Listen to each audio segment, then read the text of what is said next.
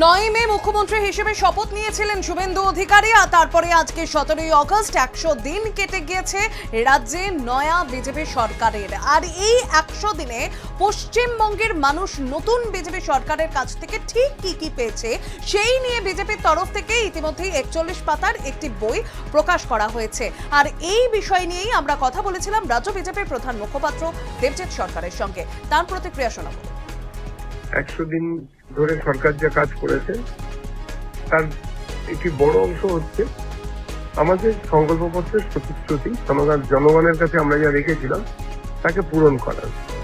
কোন সরকারই 100 দিনে ম্যাজিক দেখাতে পারবেন না, কিন্তু এই 100 দিনের মধ্যে আমাদের চলতি সরকার মাননীয় শুভেন্দু অধিকারীর নেতৃত্বে এভাবে মঞ্চে নিচে এবং সরকারি মঞ্চের নিচে রাজপথে এবং সব থেকে বড় কথা বিভিন্ন বিডিও বা এসডিও বা ডিএম ইত্যাদি অফিসের মাধ্যমে প্রশাসনিক ব্যবস্থার মাধ্যমে মানুষের কাছে যেভাবে সরকারি যে কাজগুলো মানুষ চান সেগুলো পৌঁছে দিয়েছেন, তার জন্য তাদের ধন্যবাদ জানাচ্ছি দলের পক্ষ থেকে।